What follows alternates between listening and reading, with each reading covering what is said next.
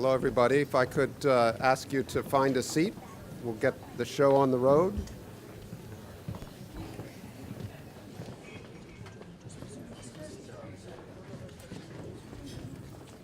So welcome, everybody. Good evening. I'm Steve Coll. I'm the Dean of the Journalism School here at Columbia.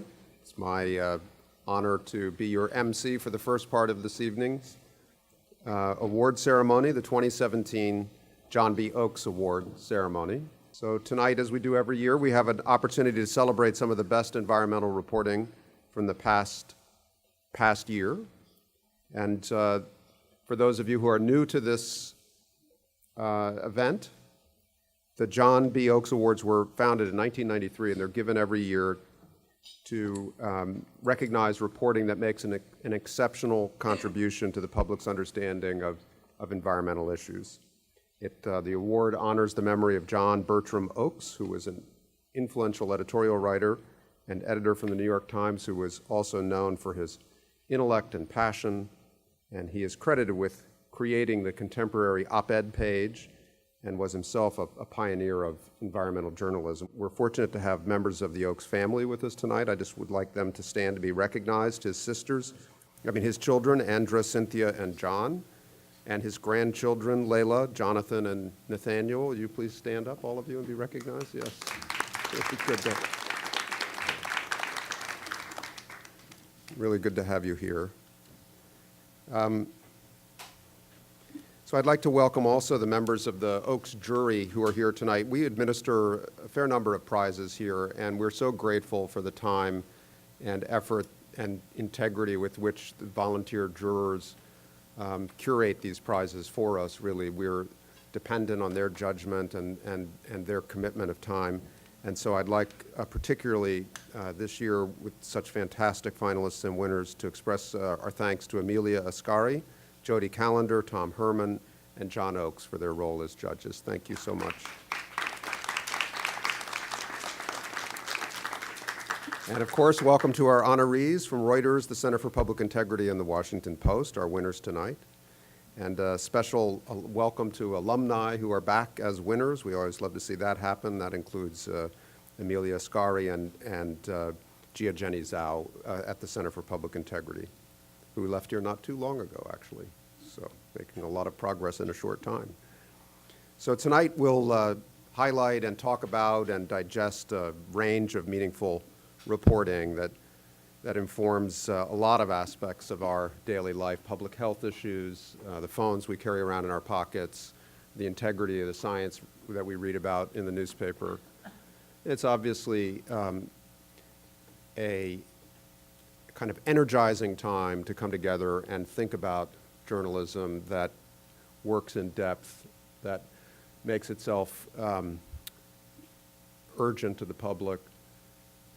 I'm not going to dwell too much on the times we're in as journalists, but I do think that at this school, and I've talked to some of you and many newsrooms that I'm connected with, quite a lot of the events of the last year have actually been very strengthening and clarifying for journalism, because they've kind of cleared up some of the confusion that was building up through periods of digital disruption about what journalists do, why they're privileged in our constitutional system, why they enjoy protections under Supreme Court jurisprudence or state law.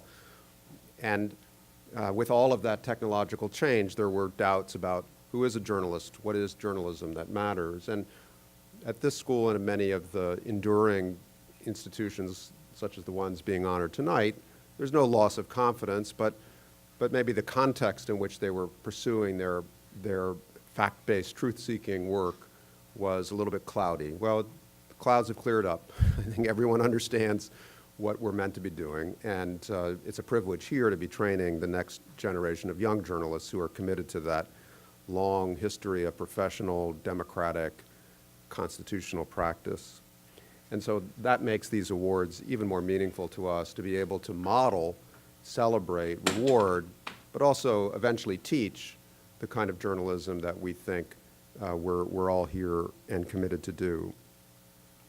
So our winners and finalists tonight include a groundbreaking investigation that used data analysis to uncover thousands of communities with lead poisoning rates that were higher than those in Flint, Michigan, an important series that sheds light on the on the dodgy world of scientific guns for hire who serve the interests of private industry at the expense of the public interest, and a truly global story that took reporters around the world to trace the supply chain of the cell phone in your pocket and reveal how fragile and how much corruption and conflict is associated with that supply chain, the sort we almost tend to associate with older commodities and fossil fuels. So the jury selected this year 1 winning entry and 2 finalists, and I'm going to introduce the winners, present them with their reward, and then we'll have a panel discussion with some of the winners and finalists to go into the work and hear a little bit more about where it came from and how it was created. And Amelia Ascari has gracefully agreed to moderate that panel, so I'll get off the stage and hand it over to her in a short time. But now I'd like to celebrate the finalists and the winners. And the first finalist for the 2017 Oaks Award for Distinguished Environmental Reporting goes to Science for Sale, a timely investigative series by David Heath, Jim Morris, and Gia-Jenny Zhao, our graduate. It was co-published with Vice.com. The reporters found that as government funding for scientific research has declined, private industry has exploited the opportunity, which has resulted in a surge of industry-backed research that often conflates science and opinion.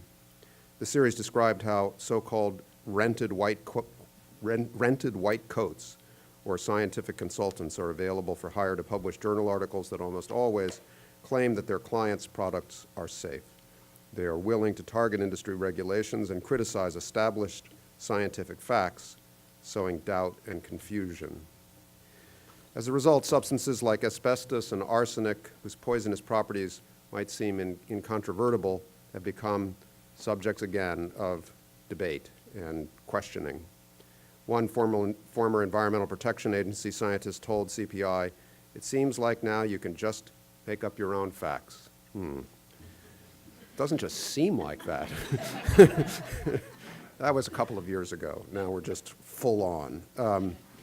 So in March, after reading the series, a group of U.S. senators asked the National Institutes of Health to make it easier to tell who funds research published in scientific journals so that we don't need investigative reporters to place the research we rely on in context.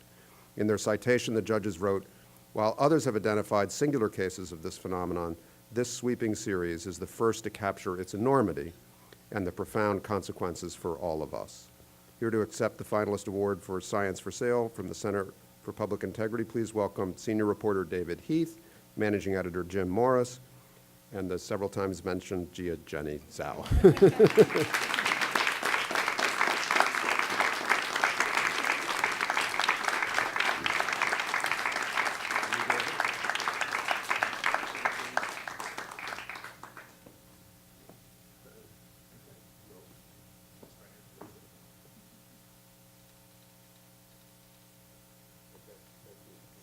Back up in the middle.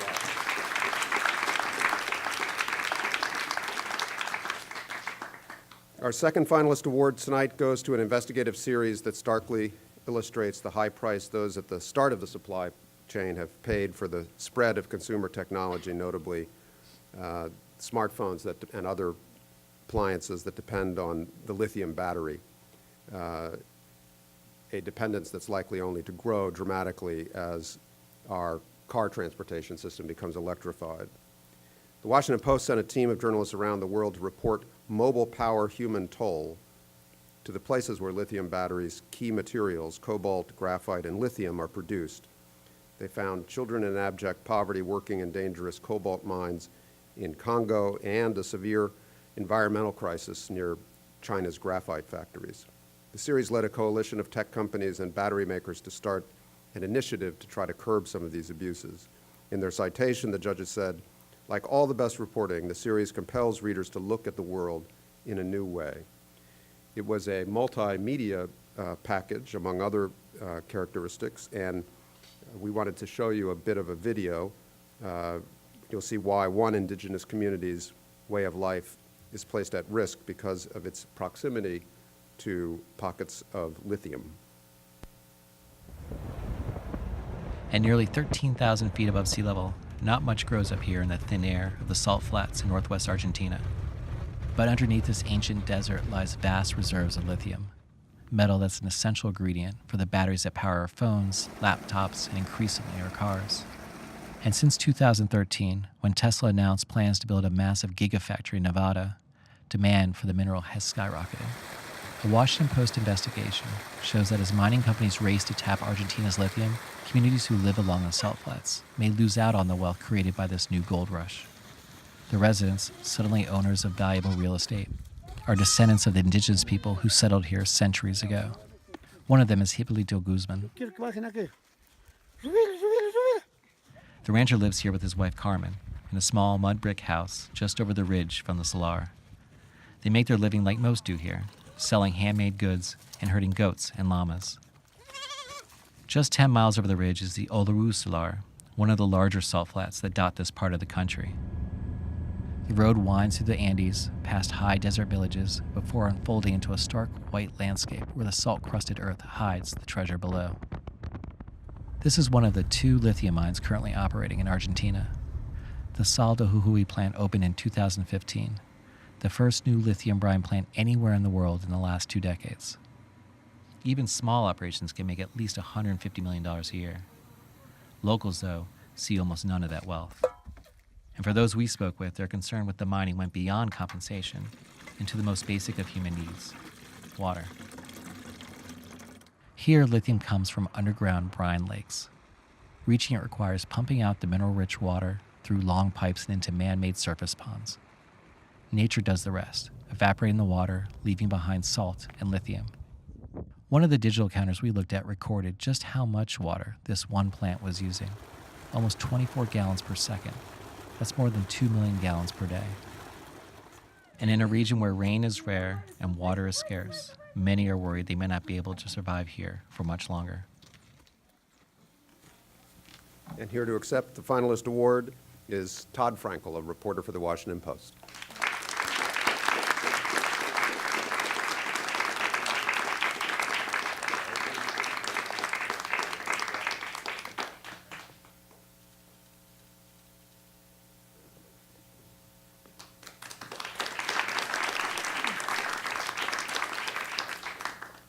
So now I'd like to introduce the winners of the 2017 John Oakes Award for Distinguished Environmental Journalism. They are Reuters reporters M.B. Pell and Joshua Schneider. They're being honored this year for their groundbreaking investigative series, Unsafe at Any Level, exposing the hidden hazards of lead poisoning in America. The Oakes jury wrote in their citation, "For a high-impact investigation that uncovered thousands of communities with lead poisoning rates higher than those in Flint, Michigan, whose lead contamination made national headlines last year. The project included an interactive map that tracked childhood blood testing results, exposing stunning health disparities and allowing the public to visualize local lead exposure rates for the first time. In one area, the reporters exposed errors in a CDC analysis that concluded lead contamination posed no health risk, while their data analysis found nearly a quarter of the children tested over 10 years had been poisoned. The series led to action at federal, state, and local levels to close gaps in lead testing and curb lead poisoning. In this video from the Reuters series, we'll hear how millions of children on Medicaid fell through the cracks and weren't even tested for lead, even though it is required by law. Bubbly and energetic, in many ways, Jada is a typical child. But the 4-year-old from the Bronx, New York, was recently found to have toxic levels of lead in her blood, 4 times higher than what the Centers for Disease Control says is too much.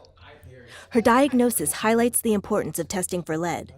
11 states in the District of Columbia require all children have their blood screened.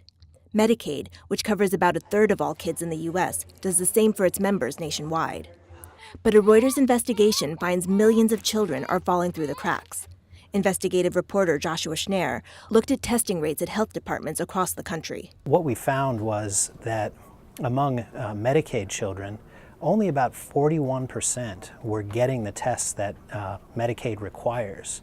Among those states that require universal testing for all children, we found states that the data showed that less than half of the children were getting all of the tests that were required by the state. Children may miss wellness visits, they may miss pediatrician visits, and some pediatricians may be unaware or less aware than they should be about the rules, and there is little enforcement of those testing requirements. While rates of lead poisoning have fallen as much as 90% since the late 1970s, when lead-based paints were banned in the U.S., the issue came back into the national spotlight earlier this year, after news that the water in Flint, Michigan had been tainted by corroded pipes.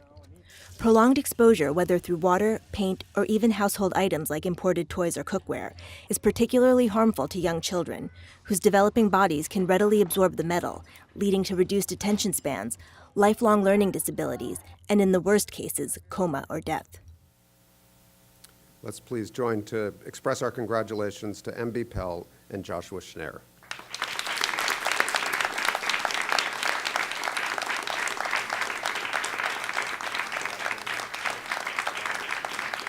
Congratulations, well done. Photograph.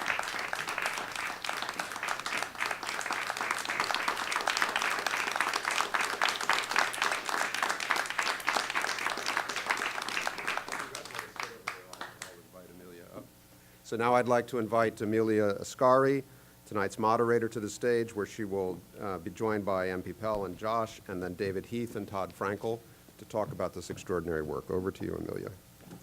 Thank you very much, Steve.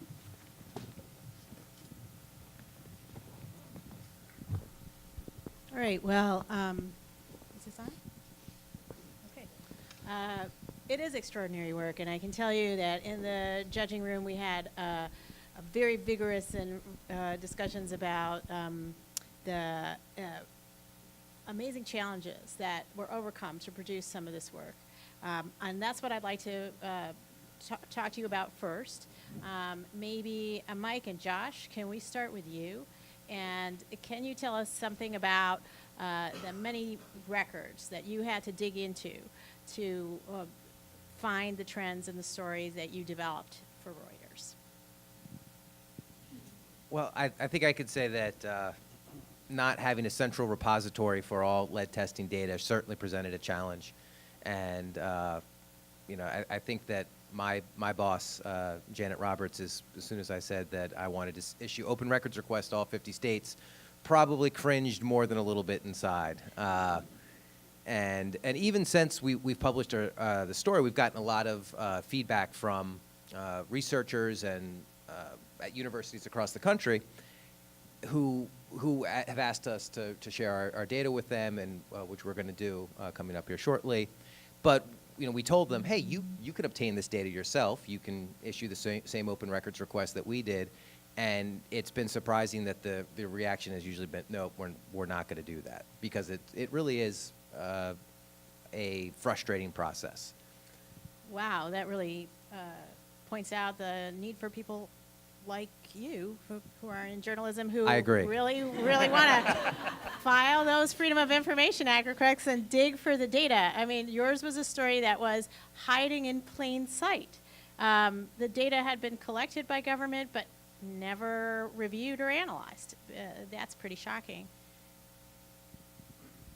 Well, I would just add that typically lead data is released at the state and county level, but that doesn't allow you to look at neighborhood level health disparities. And that's what we wanted to get at, because as the data came rolling in with some resistance from certain states, we found that, you know, you would have a neighborhood where 20-30% of kids were testing high for lead, and just down the block or two neighborhoods over, it was 2%, 1%. And it shows you the amazing, the incredible health disparities between communities, you know, oftentimes on different sides of the track.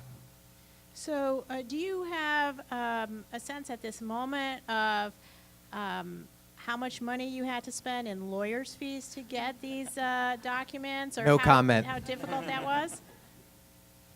Actually, we didn't have to have any legal fees. Mike, Steve, there was no lawyers involved. But we did have to purchase some of the data from a few states. I think that the major cost was the time that it took, and that, I mean, it took us a lot of time to issue these requests and to negotiate with states.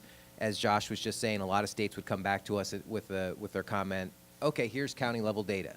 Well, that's not what we asked for. We asked for census tract level or zip code level data. Oh, okay, but we can give you county level data. Once again, that's not what we asked for, and here's why this isn't sufficient to the task. But I do think that there is a barrier to access, as you're suggesting, by cost, because if we weren't cut loose by our employers to spend the time necessary to negotiate with these people, to give them a call back, to write emails, then the data would not have gotten released. If you tallied up your time, how many months for the two of you? Were you working on this exclusively or in between other stories? We were working on it mostly exclusively, but we had different layers going on, so we knew that as data came in, we'd want to go out to the communities where we were finding the higher rates of lead poisoning and find the victims, talk about their experience, figure out what the risks were in those communities, and they were varied because lead level results don't tell you the source of exposure to lead. So in Flint, we knew that there was a water issue, and I think what we tried to do was look beyond Flint, which is a disastrous example, but we wanted to know how far does this extend and where else can we find it. And we were shocked to find that there are lots of places around the country where the rates were even higher. So it was a year project, I would say, and we got the bulk of the data. I mean, it trickled in. You know, we started the series looking at water, actually, and we realized that we couldn't figure out who'd been poisoned by the water unless we got the blood test results. So once we got the blood test results, we thought, well, wait a minute, we've got to get all the blood test results. I mean, we've got to get this from every state, every zip code, and every census tract across the country to figure out where kids are being affected. And so it took months. Some of it was really quick. Some of it was so painless. Yes. Well, I really applaud the ambition there, and it's wonderful to know that there are national news organizations that will go after that kind of a big story, a comprehensive story, because only when you look beyond your community and your state can you reveal the wide extent of the problem. So really excellent work. What are the next steps? I mean, you mentioned that you may be partnering or sharing some of the data with researchers at universities. In what way, and what else is on the horizon? I mean, we thought of ourselves as kind of junior epidemiologists during this Very series. junior. Very junior. That was fascinating, but we're not the pros. But over the course of publication, you know, we got inquiries from several academic epidemiologists who said, you know, we could do more with your data than what you've done with it, and we don't doubt that it's true. So who have we agreed to share with, Mike? We're going to I mean, I think that we're interested in sharing it with just about anybody who wants to use this data to further research into the routes of childhood lead exposure and and efforts to end it. And I think, you know, for example, you know, there are a number of prominent universities that have approached us, and nonprofits as well. And one nonprofit actually is embarking on a $30 million campaign to fund testing and remediation in housing. And they are actually using the map that we made to target that funding. Very interesting. David, turning to you and your project, can you give us a little insight into how you approached reporting this story and how many of those articles you plowed through in the research journals to reach your conclusions? Right. I think I can say this because I'm no longer at the Center for Public Integrity. I think this story actually took a couple of years. It wasn't the only thing I was working on, but some of the original documentation that we got for it, we'd had for quite some time. And we were looking for ways. We got some emails from a lawyer who had written to the scientist, that was affiliated with Harvard, and said, "Hey, could you write up some articles for this scientific theory that I have?" That was the lead of the story. And then we wanted more than just these smoking gun documents. And so what we wanted to do was go through and actually analyze all the scientific journal articles that this consulting firm had written in its history. And so we went and pulled something like 150 articles and had to read them and categorize them and decide what they said. And what it turned out was that 98% of the time, these were articles that were written exclusively for industry. 98% of the time, they found that the chemical that they were writing about was safe. And these were chemicals like arsenic and asbestos and air pollution and lead. So that was like sort of what started it. We also managed to get there was an attorney who had spent 10 years of his life on a vinyl chloride lawsuit, and he'd collected something like 400,000 documents from the chemical industry, and we convinced him to give all the documents to us. So we spent quite a bit of time reading those documents and crafting another story about sort of the history of vinyl chloride. Well, that's it. Also, a very impressive piece of work. I mean, I think that there have been other stories produced by other news outlets that looked at different parts of your piece. That it revealed kind of corporate manipulation of data around a specific area of scientific research, but what was really compelling about your story was that it was so comprehensive and again revealed the wide sweep of the problem there. In this era of challenge to science and scientific thinking and kind of challenge to the whole notion of expertise, what would you say is the significance of your work? I think, Steve Coll was saying earlier, was kind of joking earlier about how science has become so political now, and we've become sort of an anti-science, nation. And I think part of what we were trying to do was just show that there's actually a lot of science out there that's not really science. It's really, it's lobbying material. It's tainted, and and these end up getting published in scientific journals, but these journals, as Jenny wrote about, are just publishing articles that say that toxic chemicals are actually safe. You don't have to worry about them. And these articles are having a huge impact in courts. A lot of courts, judges can't sort through this. They think it's real science. It's having a huge impact at regulatory agencies. The EPA is really they have their hands tied really, because every time they try to regulate a chemical, they're hit with all these scientific journal articles that say, oh, but that chemical is really safe, so you don't have to do anything. So it has a huge impact. All of us are on a daily basis exposed to a lot of chemicals. We're exposed to flame retardants and BPA and pesticides and formaldehyde and arsenic and all this stuff. All of us are in lead. We're all exposed to this stuff all the time. And this country has done very little to try to prevent that, largely because the government doesn't have control of science.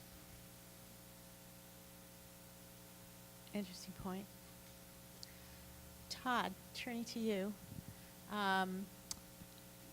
The package that your paper, the Washington Post, produced was required lots of reporting in all kinds of parts of the world. It was a very large team that, in fact, included some of the young people that are working in the mines in some parts of the world that I understand were helping to capture some of the video that was we didn't play tonight, but is also a really compelling part of your series. So tell us a little bit more about everything that went into producing a piece like that. Yeah, so the video you didn't see was in the Congo is where the cobalt in your phone comes from, and also the same battery that goes in your electric vehicle. And in the Congo, about 50% of the world's cobalt comes from the one nation. And they actually have some mechanized mining, like some traditional mining that you sort of would imagine happening in Wyoming or West Virginia. But a lot of it's actually done by hand, where these guys, they call them creuseurs, which is French for literally diggers, and they dig by hand, like hundreds of feet underground. It was like it's like an OSHA nightmare out there. Just there was no safety measures. You just do whatever you want. These people climbing over hills, it was sort of a free for all. And they literally go hundreds of feet underground, digging with picks and shovels. And so we wanted to capture that and like bring that back and show people what was happening there. But we really didn't want to go down these things ourselves. And also we couldn't actually fit. One of the reasons they use children so often in these things is because the spaces are so small. I mean, they're best for children. So what we did is, in talking to different groups over there about how we might approach this, we used GoPros, which was a great irony for us because they also have lithium-ion batteries in them. So we strapped some GoPros on the foreheads of these miners, and they were gracious enough to like work with us and help us capture this video that sort of really made the case of how horrific these conditions were for these miners in the Congo. And so it was a great help. And also, there's a part of the process is washing the minerals. They wash the minerals before they sell them at these markets, and they're washed in the local rivers. And then the contamination in these rivers is just outrageous as well. But the local governments don't really want the story told, so we couldn't just like walk up to the rivers and it's mostly a job done by women and children, where they take the rocks and they wash them in the river. So we couldn't go to these river sites where they were doing this. So again, working with another group of local miners who wanted this story told and realized that they were sort of being run over by the mining companies. This one guy used an iPhone. Again, a perfect thing to use for this sort of reporting, and it just sort of held it on his hip and walked by this area, and so we captured this panorama of like these women and children washing all this stuff in the river. And so it was sort of, I'm a print person, like I'm a writer, and so I always think the written word's the best, but I mean, when it comes to like holding a company's feet to their fires, their irrefutable proof of the video is really what I think made the difference in sort of some of these companies coming to terms and saying, all right, yeah, you got us. We're going to do better. So it was really important, like the cooperation we got from people on the ground who wanted their story told. And the same was in China. So I worked with a large team. So I went to the Congo. My colleague Peter Orwiski went to China, and then we both went to Argentina. And there was Michael Robinson Chavez was a photographer with us, and then we had fixers. I mean, it was just and we had video people working with us back at the Post newsroom, and also designers, and so it was quite a team effort getting this done. I was speaking with Todd a little earlier during the reception, and I was saying that so many journalists are so happy that Jeff Bezos, who owns Amazon, purchased the Washington Post and is spending money in this way on this kind of story, which very few other organizations can afford to do. So thank goodness we still have the Washington Post and that kind of investment. Todd, what has happened to those people who cooperated with you in this way? I don't know exactly. One of the problems with it was actually really nice after the stories came. People wanted to like help out these creuseurs who were digging in the ground there, and they wanted to send them money. Actually, there was one thing mentioned in the article where the miners actually sell their rocks to Chinese mining companies, like this market. It's very informal, almost looks like a farmer's market where they sell them, and they're weighed, and then they use this machine, and I can't remember the name of the Metrorex machine, that sort of tells you the cobalt content of each rock. And they thought they were being screwed by the mining companies. They're convinced that these machines are corrupted against them and somehow fixed, but they couldn't afford to buy their own machines. And so we had people like writing us and wanting us to buy their own Metrorex machine for the miners, which would be terrific. And the provincial governor there was like, that's what we need. But unfortunately, there was actually communication there was really difficult, and it was actually, I've had very little success in terms of coordinating that. And I've been trying to do that, but I've sort of lost track, honestly. You know, not knowing where people are. I know the civil society groups that we worked with are still pushing their case, and there hasn't been a crackdown. But it's been very difficult to follow up on this. You mentioned that some of the companies have admitted that you got them with your reporting on this. What has been the outcome of that?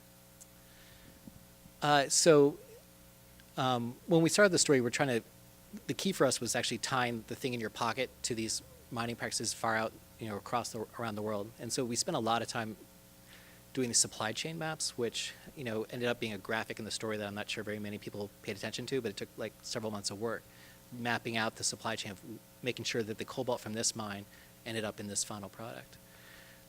And so we, in the end, were able to identify cobalt from the Congo, from these mines, going to Apple products, Samsung, and some Panasonic, and some LG as well, and maybe a couple other smaller companies as well. But Apple was the big one, right? Because they're sort of like the company out there. And so Apple was very forthcoming, sort of admitting that, you know, this had gotten out of control and, you know, they were going to do something about it. And there's been some industry groups that are pledging to do better. They've started this responsible cobalt sourcing initiative. The Chinese have started, and they're a big part of this because almost all of the cobalt in the world ends up in China, one way or another, because that's where the batteries are made. And they've pledged to do a better job. There's really no regulatory function for anyone here in the U.S. You know, it never enters the U.S. until it's a finished product.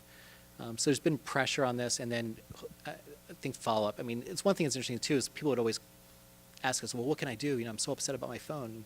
I was like, tell the company, because the company will respond. They do not like this sort of attention. You know, they want to tell you about the iPhone 8. They don't want to tell you about the kids digging up the cobalt that goes into your phone. So, you know, the companies do respond to the public pressure. You know, that's what in the end was what sort of led to these initiatives that hopefully you'll have to go back and hopefully not do the story again in 2 years. So you think there's, in terms of people who own electronics and who want to continue to follow up on your reporting, should continue to approach the companies and raise questions? Yeah, I mean, Apple listens, and the LG will hear you, and Samsung. This was also at the same time LG phones were exploding in people's pockets, and so they had other concerns. But I think now if you were to call them, they might hear you. But yeah, it was entirely, you know, a groundswell of people, you know, constantly bringing this up. There's been these different initiatives, like especially in Europe, to do this like thing called fair phone, which is basically a ethically sourced phone, which is unfortunately impossible. But at these pressure points of these companies, you know, they sell you these things, and you want to feel good about them. If you're going to pay $1,000 for a phone, you want to feel good about it. And so they definitely will listen and respond. And that's why I still tell people, yeah, let the companies know. Very interesting. Of course, you, as you were reporting the story, had to call Amazon as well, right? Yeah. Tell us about how that went. And I had to call my boss and ask him. So Amazon makes the Kindle, which has a lithium-ion battery in it. It actually was a point of pride for us because there's been, I think, some unfair commentary that the Washington Post is somehow in Jeff Bezos' pocket, that he's using us, you know, to protect Amazon in any way. And actually in the newsroom, you know, we sort of relish the opportunity to go after an Amazon product. You know, so I can honestly say that he's not had any interference editorially in the newsroom. And he's invested money and he wants to see us do well. And so, yeah, so we were delighted that we could find the Kindle battery in our supply chain map, and called them up and asked for a comment like they were any other company. And I mean, ironically, they were like the most curt and non-responsive to us of all the companies. But that's how they are to everyone. So they didn't give us any special treatment either. So I guess it cuts both ways. All right. Well, it seems like the common thread among these three very impressive projects was an extraordinary investment. And it's both encouraging to me to see that this kind of investment is being made by different organizations, but also somewhat discouraging because we know that there appears to be less and less resources for this kind of reporting in traditional newsrooms, at least. So, what are your thoughts on this, and what's your advice for other journalists who may be interested in doing the kind of very high quality environmental journalism that we are recognizing today?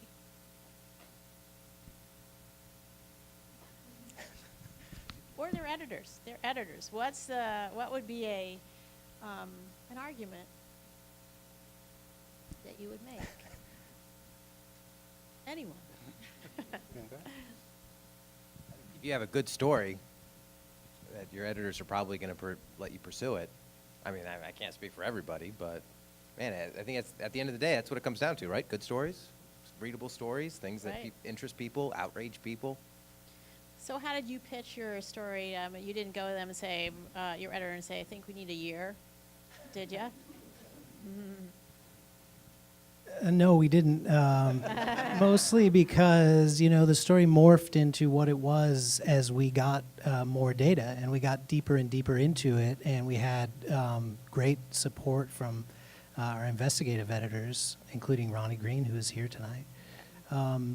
But I think environmental stories are usually still follow the money stories, maybe not as much for lead poisoning, but you can pitch an environmental story by showing your editors how much money is involved in whether it's regulating the products you're writing about, or whether it's companies trying to deregulate them, or trying to,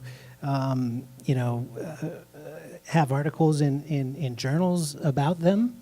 And I think as a business news organization, there always, or there tends to be a strong, here's how much this industry is worth, here's how much it would cost the taxpayers and governments to reform this issue, to do what would be protective of childhood health. And I think when you get those data points in there along with the data you're seeking, editors look more fondly on your story. I think those are some excellent points. And after the other two gentlemen to your right there answer this question, I just want to give you a heads up that we'll be turning to questions from the audience. And journalism school students, I'm looking at you, hoping that you'll have kick us off with a couple of good questions.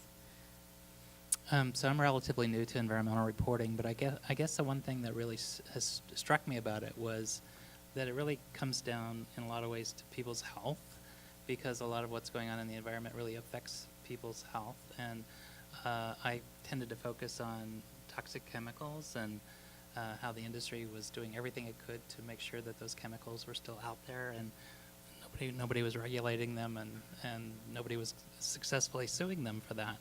So it's really, I think, some of the best environmental reporting I've seen involves, people who are getting sick and in large numbers, and hardly anything is being done to stop it. So that is, I think, the sell to your editor. And I think readers eat these stories up as well. I mean, the lead reporting stuff's fascinating, and the doctors for sale thing's distressing. And those are things that people want to read about. And, I'd also sort of encouraged by projects like the Panama Papers, where there's collaborative efforts, where you sort of, this network effect of like smaller groups getting together and doing these bigger stories. So the appetite's out there, and, hopefully the media will then feed that appetite. Absolutely. Todd, you didn't tell us what was the kernel, the genesis of your story. I hate to admit this, it was an editor's idea. But it was a very general idea. It was a very general idea. No wonder you got to go all Yeah. three It was a different very- countries. Oh, yeah. It was a very general idea. It wasn't like, oh, this is what it is. He was basically like, we have these smartphones, and they're told as, they're sold as green and better than, these older technologies. So what's in a battery? And then we had to go find out. But yeah, it made it a lot easier when you're like, hey, can I go to Africa and China and Argentina? And even so, they did not, it wasn't like they were like, all right, do all this. I mean, each step along the way we had, all right, we'll do Africa. All right, we'll do China. And then, once we were proving our case along the way, then then you do Argentina. So it wasn't like they were whole hog in at the start, right from the beginning. I see. And David, in your case, it was the person who came forward with all the documents that you mentioned? Yeah, we had several document dumps. We had actually been writing about kind of related stories for a while. And then I think the first document that we got was we had somebody give us these documents where an attorney was essentially writing a scientific journal article Right. and getting it published. Right. So that was like eye-opening, and then we got some other documents, and then we got some documents involving Ford Motor Company. So it was like this, we had this massive dump of documents. It took us a while to go through. Right. And your lead series was a reaction to Flint. It was. It was something that developed organically that Josh and I were both interested in, and it was one story begot another story, and yeah, we had a lot of support from our editors with each story, and so it encouraged us to do more.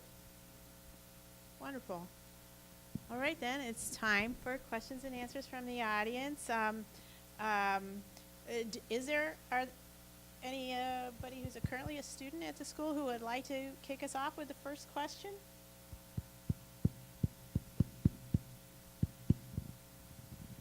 Yes. Okay.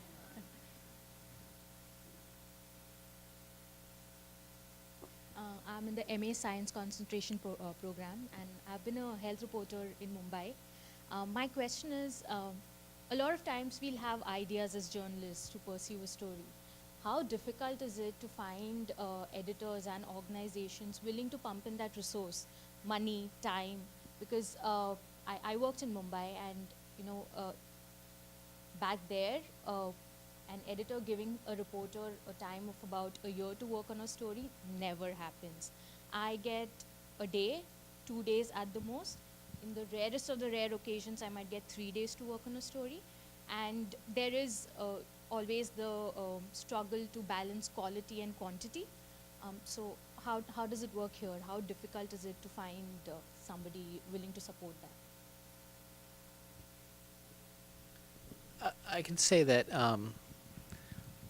it's rare to find someone to support this sort of stuff, but when I was starting out as a reporter, especially, you have these sort of passion projects that you do on the side. You sort of do on your own time, and they might take a lot longer because you're doing them sort of part time. And then when you get enough going that you have something to show your editors, like, look, there really is something here, then perhaps they'll give you the buy-in. I mean, I think editors are sort of risk averse. They don't want to, cut you off for 6 months and you come back with nothing. So if you can come with them with sort of a proof of concept and then get their buy-in, I mean, but it's tough. I mean, I think we're all sort of fortunate to have gotten as much support as we did. You are. I think we should have a round of applause at the end for the editors too. I second that. Yeah. If you actually, the movie Spotlight is sort of how it used to be. Like, that's the depressing thing about that movie, because that type of journalism used to not be that uncommon. Right. It's much less common today. Yes. Agreed. Other questions? Yes. Behind you is that microphone. Yes.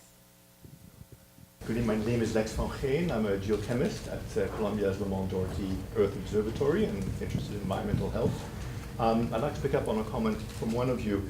And it's certainly true that things aren't perfect in the US in terms of avoiding toxic exposures. But I'd like to point out two things, which is it is in the US that the addition of lead to gasoline was banned about a decade earlier than in the European Union.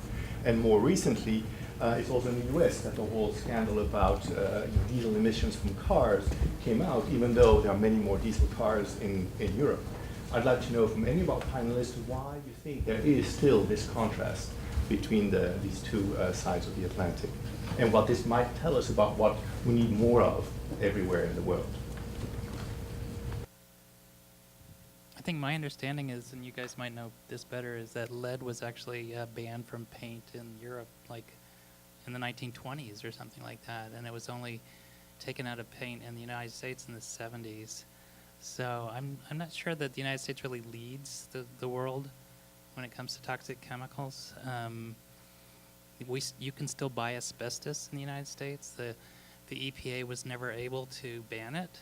In fact, the EPA has never banned any chemical.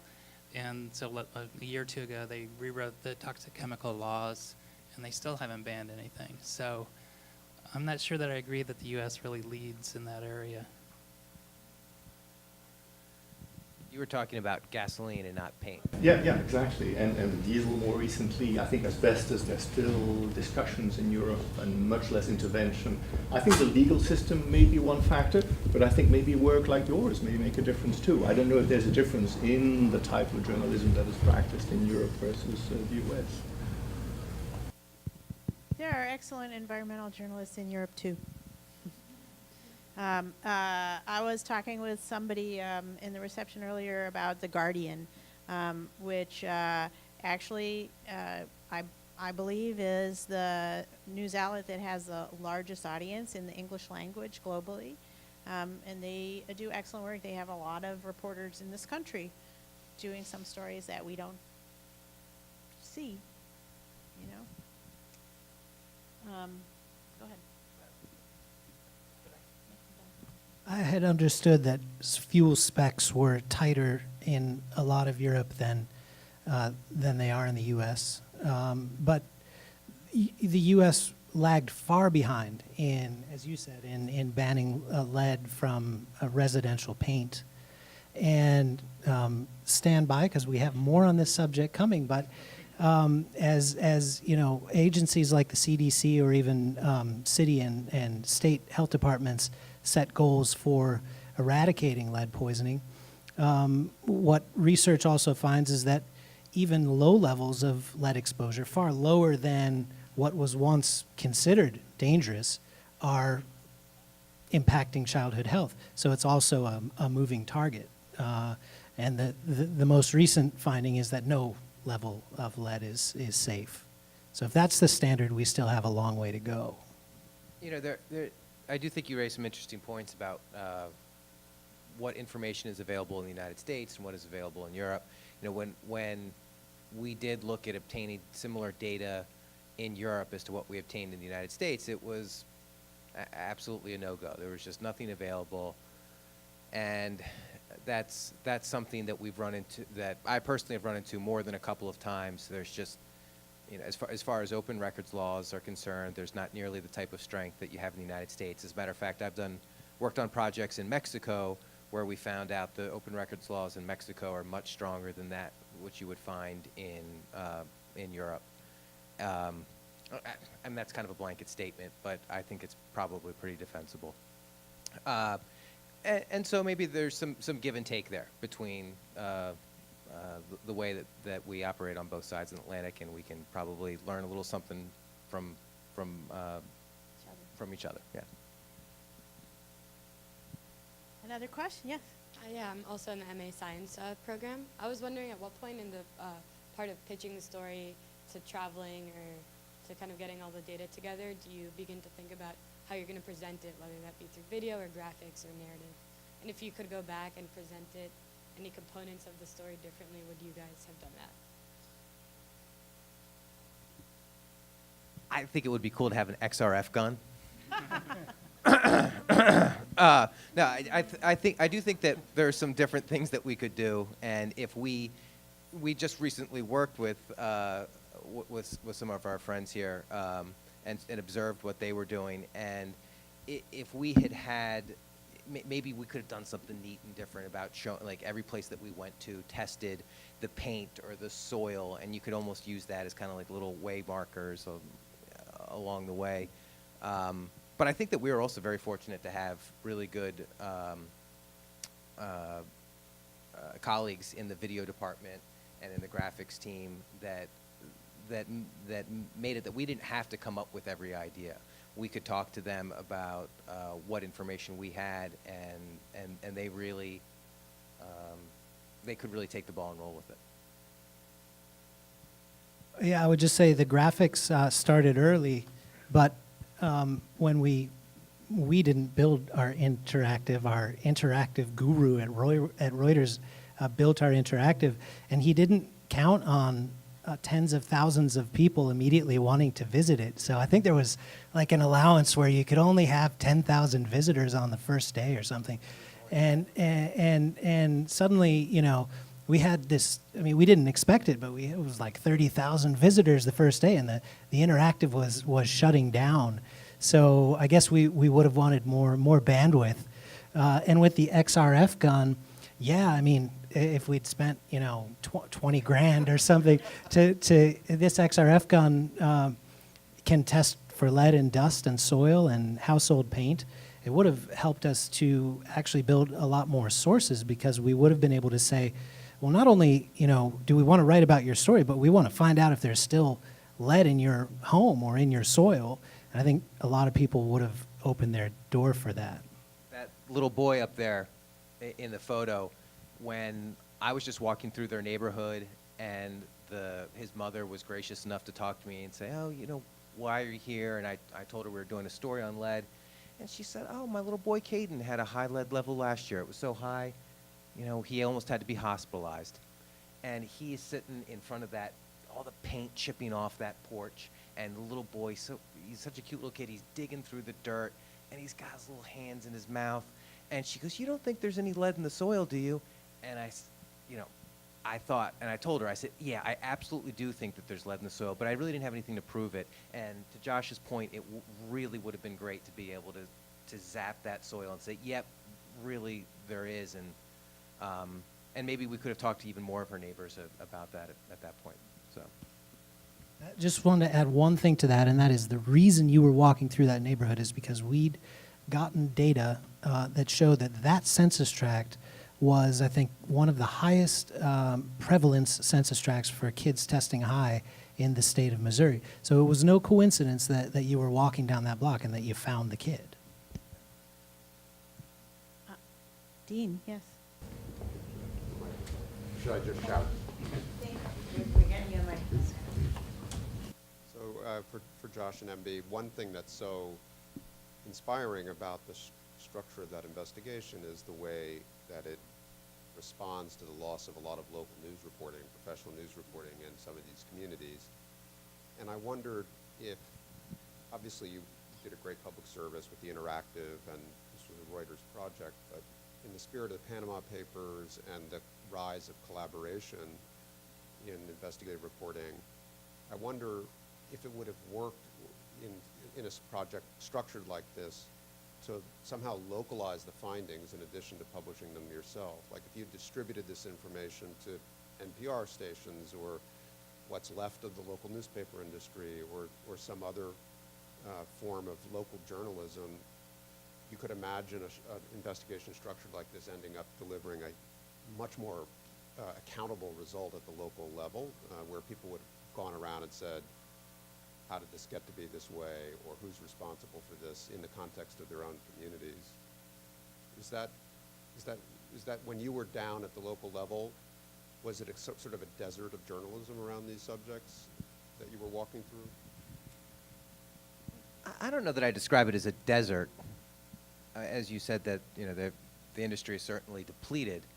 I think you raised an interesting point. Maybe we could have made a more collaborative effort. At the same time, I mean, Reuters is a wire service. We make our products available to our customers across the country. And when we published this story, the map and the stories themselves were tools for reporters across the country. And this did inspire journalism, not only among our customers, but also among local reporters. So, I mean, we had lots of stories in South Bend, Indiana, for example. The South Bend newspaper immediately picked up on this.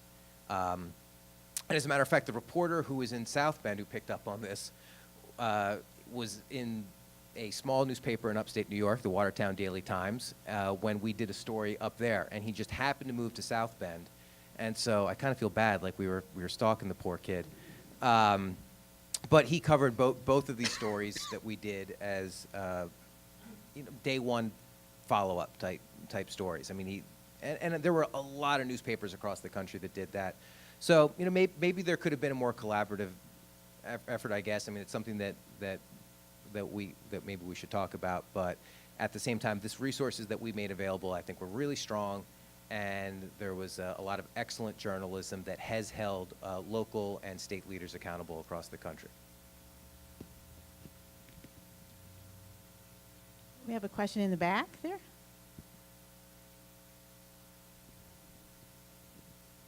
So, like, in that vein, have you found that any particular state officials, like attorney generals, have been responsive or particularly unresponsive to the results of your reporting? For example, I don't imagine the Attorney General of Indiana is like particularly responsive to findings.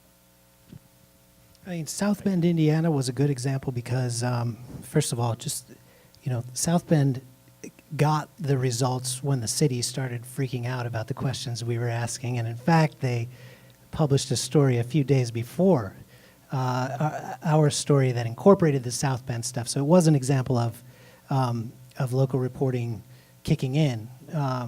But in South Bend, we found that after our report, the county, St. Joseph County, has doubled the rate of childhood lead testing. They've gotten new funds to do that. The mayor was extremely responsive. And so we also found in Oakland, California, a county ordinance is being debated there to require lead testing in all pre-1978 homes between renters. So where we found this data pointed at the highest rates of lead exposure among children, we generally found that, lead poisoning is just, it's indefensible because it is truly avoidable and it's preventable. And if you kick in some funds and you kick in some political will and awareness and education, you can go a long way. So I guess like 5 state officials were indicted in Michigan, right? So do you expect that to happen in any other state in the U.S. or like any particularly egregiously like polluted state with respect to lead? Do you expect a similar result anywhere else? We didn't find as clear-cut a case of malfeasance and negligence and perhaps criminal negligence as Flint. That has been, well documented. In many cases, we found that the tension was almost at the private landowner level. So it was landlords allowing families to stay in housing with horrible conditions where children were being poisoned. So I don't know. I don't foresee that. We didn't find as clear-cut a case as Flint anywhere that we looked. Yeah, I don't think that we saw that the cover-ups, but what we saw was the everyday, day-to-day indifference that leaves hundreds of thousands of children subject to lead poisoning. And so while Flint is definitely an egregious example of bad governance and negligence, I think that maybe the point of our story is that there are other communities that are suffering ill effects through plain indifference, and that's something that deserves to be spoken about. Absolutely. Another question over there. Yes. Hi, thanks. A question for you, David. I'm curious about the editors of these scientific journals who apparently are publishing articles written by lawyers or, I don't know. Did you look into that at all in terms of the vetting of articles before they're published, or what role did that play in all of this? Yeah, Jenny here actually wrote a whole story about it, and it was half these articles were published in 2 journals, and one of the guys was one of the editors used to be at the, correct me if I'm wrong, but like the National Institutes of Health, and his big claim to fame then was he was arguing that low tar cigarettes were actually safe. You could smoke them and there was no problem, and I think he still believes that. And so Jenny called him and tracked him down, and so there are several journals that essentially cater to industry, and the thing is that they're not distinguished from other journals, so that if information is presented to the EPA, for example, one of the big fights, I've actually gone to some of these sort of boring hearings at the EPA, and the EPA has to take every article at face value. So if they are going to say that this they never just say, okay, well, this was funded by the tobacco industry, so we're not going to consider it.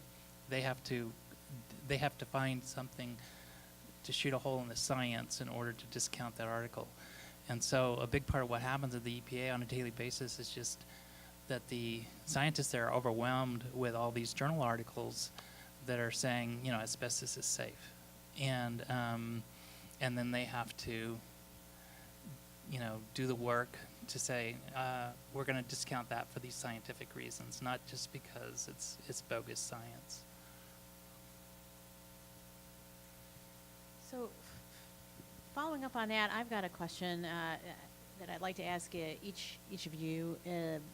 What do you think was the most challenging, difficult, maybe I should turn back point of your reporting on these pieces?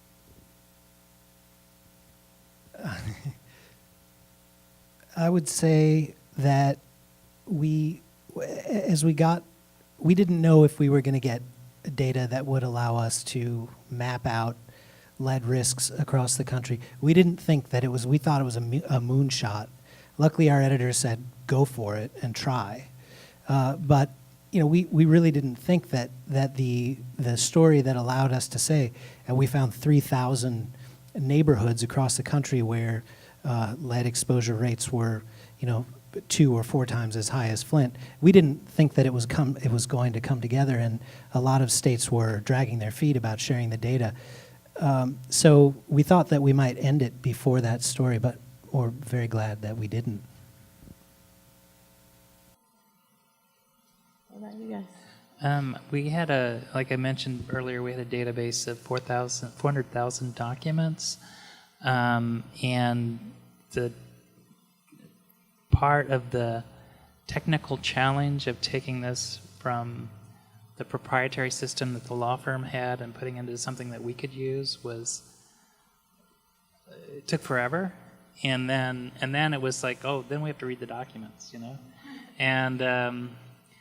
And we were doing it with searches, so like we would search for keywords and things like that.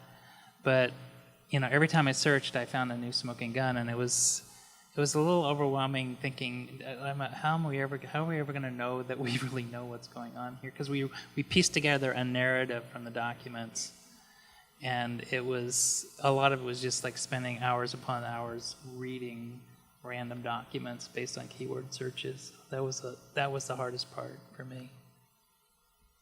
I think for us it was the mapping the supply chain. We had to make the connection between the phone and these minerals, and these are like trade secrets, and no one really wants to tell you that they supply Apple with the cathodes and they get their cobalt from XYZ. So it took a lot of phone calls, and like I actually went to a battery conference, a very technical conference where I didn't understand anything, but I met a bunch of people who knew this supply chain. And so it was a bit of luck and hard work that sort of made this, because without that supply chain, you know, it was just, you know, some more of that sort of those Africa stories that no one pays attention to, unfortunately, you know. And so, and one thing we really want to do is make it clear that these things happening far around the globe, you know, have an impact on you, you know, and exactly how you use your smartphone. So, yeah, making that connection was really important. That's interesting. How did you get people at this industry conference to open up to you? By asking, but not making it clear totally why we were asking. I mean, we're the Washington Post. I'm curious about the supply chain, but not, you know, because it leads back to horrors in Africa, you know. And, you know, some people, I mean, one thing you found was that like a cathode supplier liked to brag that he was a supplier of Apple because it's very prestigious. But he had to be careful because, you know, then that would put him on the list of everyone else who makes cathodes would try to steal his business. So in just talking to people, you know, people are, like, as I think we all find, people are surprisingly willing to talk to us, you know, when we give them the chance. Interesting. David, a little follow-up for you. These 2 journals that you highlighted. Yes. So how are they doing? What's up with those editors? They're doing great, right? Still publishing. They're the most cited journals by the EPA. And every time I read EPA stuff, So, They're the most cited journals by far. and the names are? Yeah, the names. Yeah. Regulatory, toxicology, critical reviews, and pharmacology. That was one. And the second one is critical reviews in toxicology. Critical reviews in toxicology. Critical reviews in toxicology. Not so critical, huh? Okay. Yes.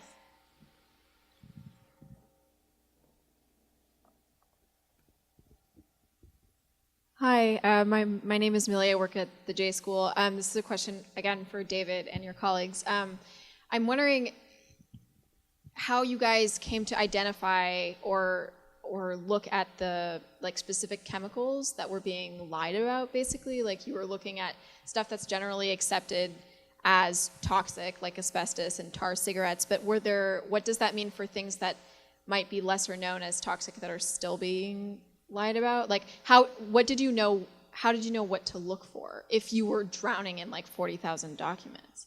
Well, for the lead story, we had a scientific consulting firm tied to Harvard that had written 150 articles that we actually we said, what are these articles about? We ranked them, and they were they were about lead, they were about asbestos, they were about air pollution, like the big ones, arsenic.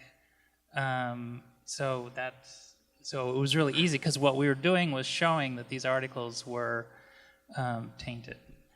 And we went and we talked to the scientists who'd done the original research. Basically what they were doing was that they were attacking other scientists. So a scientist, there's a huge study at Harvard called Six City Studies, which is sort of what our Clean Air Act is based on. It's like the air pollution standards in this country. Air pollution kills an enormous number of people.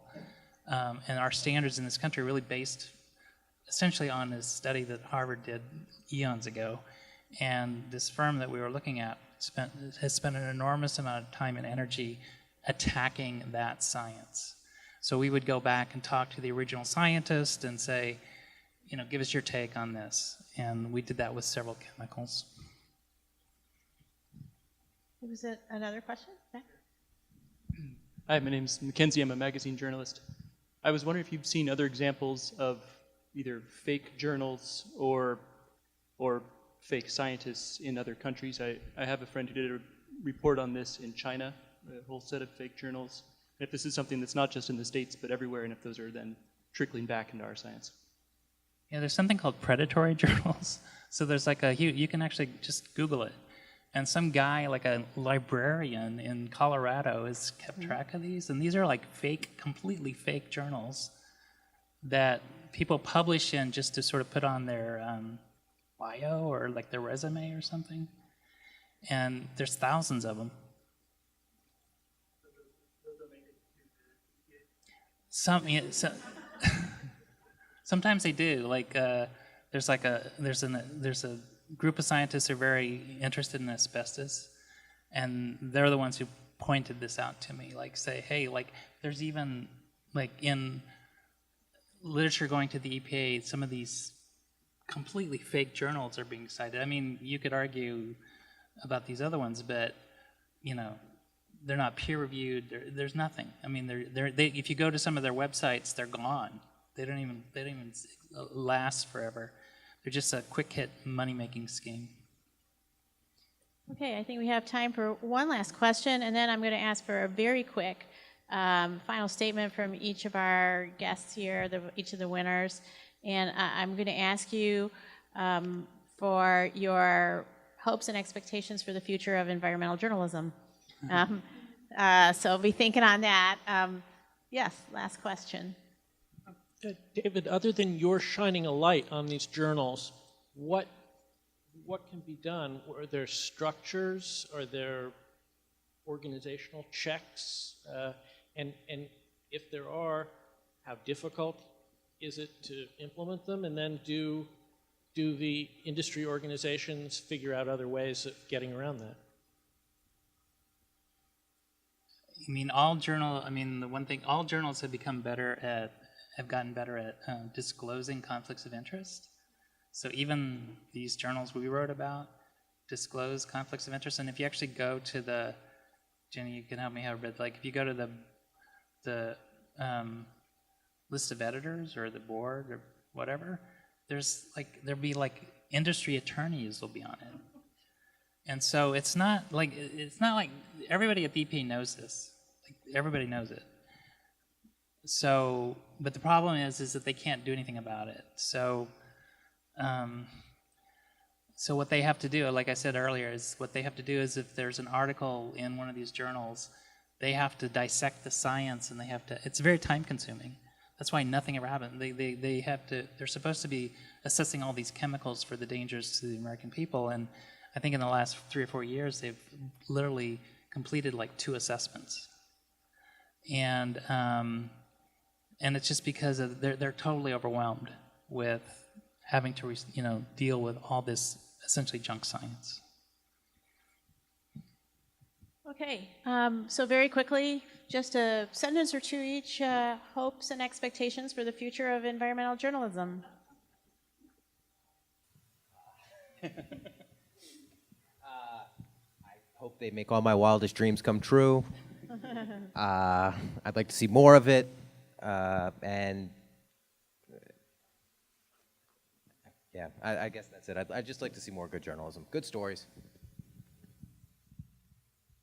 I would just think that everyone on every beat should remember that there is an environmental aspect to almost every beat area. So I started as an energy journalist, but I was covering oil markets. But one of the things that I liked about covering oil is that there is always an environmental angle. Even if you're covering the market, there's a social angle, a legal angle, a political angle. So if you're a political journalist, you can't avoid environmental journalism. Or if you're in any beat area, always remember that there's an environmental angle to find.